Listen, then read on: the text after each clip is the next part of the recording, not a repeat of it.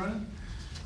Coach, can you start us off? All right, we talk about the sense of urgency in conference games from game to game, and every game's going to have a different adventure. And we saw where we didn't show up that sense of urgency, I thought, in the first half, and allow Florida to get a cushion lead, and then went up bigger even in the second half. Then shoot the ball well. We turned the ball over 12 times, I think.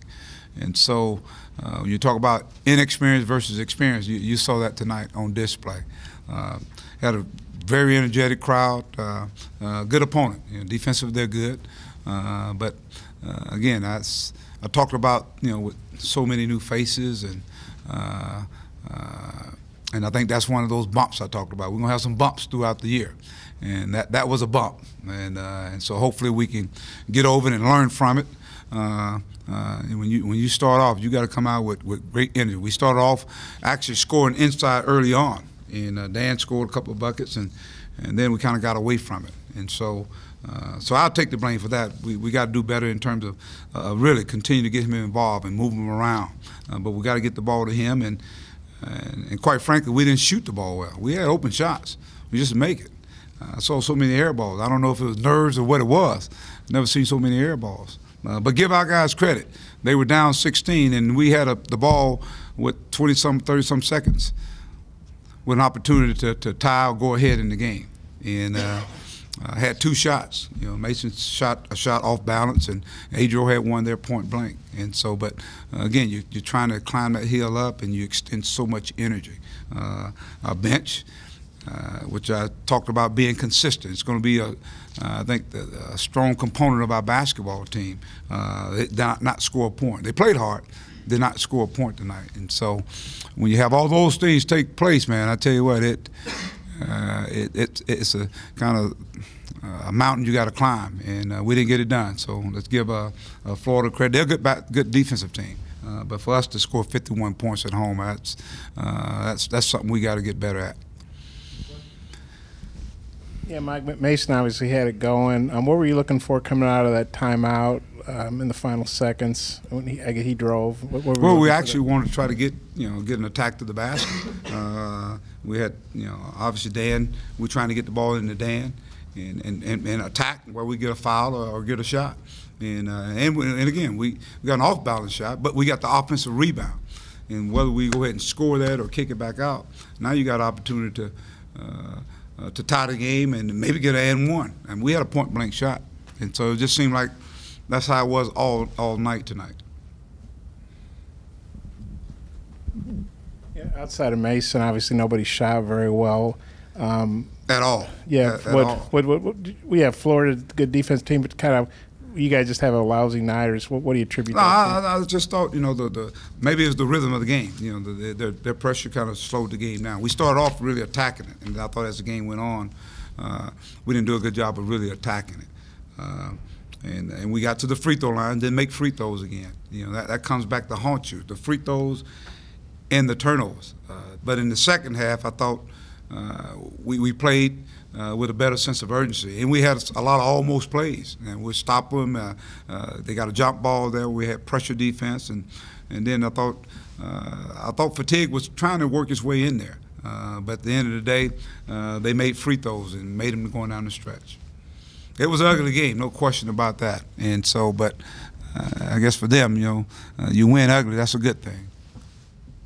What about Jones's performance overall, Mason Jones? He carried us. I mean, he kept us in it. I thought he played with that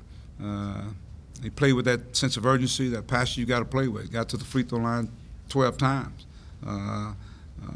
Again, played a lot of minutes tonight as well.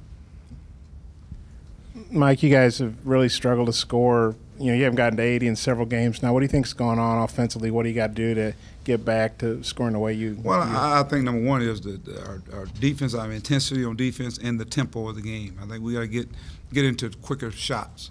I don't think we're getting down the floor and getting the ball. Dan normally gets about 2 or 3 just offensive rebounds of guys shooting the basketball or getting Dan on the floor, going down the floor. So I think we're rebounding the basketball, but now we got to also being a little more up tempo. I think that's what's got to take place. And we had open shots. I mean, that's no doubt about it. We had wide open shots. We just didn't knock them down. I'm sorry, go ahead. You guys, a lot of your turnovers were unforced, guys stepping out of bounds, just a little sloppy handling. And then defensively, I thought some of their free throws came off of them going away from the basket on the switches, guys just falling on them. How much was nervousness in the home opener in the SEC against a Florida team play into some of the mistakes that were made? As I said, I had never seen so many air balls. So when you talk about the air balls, the counter turnovers, I mean, it was not characteristic of our team and how we were playing. Early on, you could see some of that. Even in the non-conference, that's what you saw. And I thought we had guys that kind of settled down, but evidently the nerves and you could see it really going. Some of these guys, the first time they played in front of that kind of audience, and so sometimes you do have nerves going. But as I say, I just think we're a much better basketball team than we put on display tonight. And you shot 30% tonight, 37. You were able to overcome it today and now. But what do you think's going on with the shooting? We just got to continue to work on getting good shots and have the right guys knocking the shots down. I think there's some shots that some are a little ill-advised, but at the same time, we got the guys that are shooting. I mean, you look at Isaiah Joe; he goes 2 for 10 tonight. That's one of those guys you normally would knock shots down, and we missed a lot of easy shots too. But you go on the flip side, they didn't make a whole lot of many shots as well.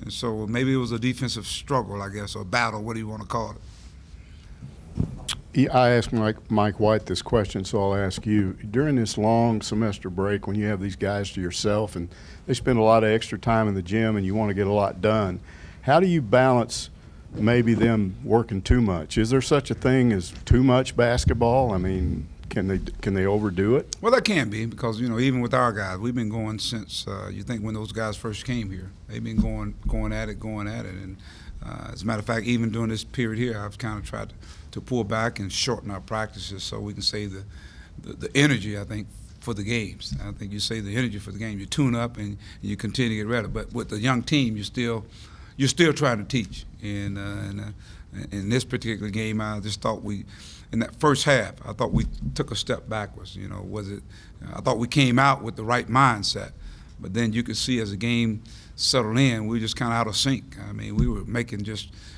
uncharacteristic turnovers, shot clock going down. I mean, we're an up-tempo basketball team.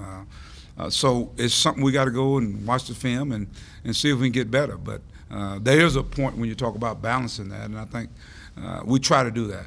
With so much time, we don't. When they came back from the Christmas break, we did a 2 days.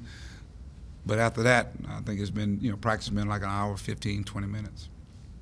Yeah, Coach Reggie only played 5 minutes tonight. Is he okay physically, or was it just? Yeah, he was physically. Yeah, he was. He just got frustrated out there. You could see he was. And I just had a chance to visit with him. It just seemed like he was trying to make things happen, trying to go get it. Sometimes you can try to go get it offensively, and Reggie's an energy guy, and he's missed tonight. He was really missed tonight. He just didn't play well. Hey, Mike, with Jordan Phillips, did you see that coming, or how'd that go down with his decision transfer? No, just one of those deals that he just want to. Obviously the guy's had a couple of surgeries, and so he's kind of behind these other guys, and so he felt he needed a change.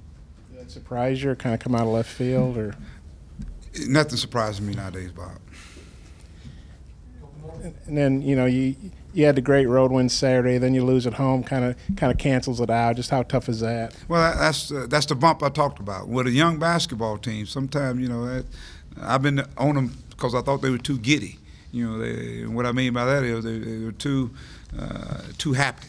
It's like every game, it's hey guys, just be humble, man. That's the next game going to be even tougher. Because Florida was coming off a loss, and I knew they were going to come in here and really get after our guys. And we just didn't match that intensity. And so as we get this one out the way, the next one's going to be even. You got a talented LSU team coming in here. So we got to regroup and get back to playing basketball where we're having fun. Anything else?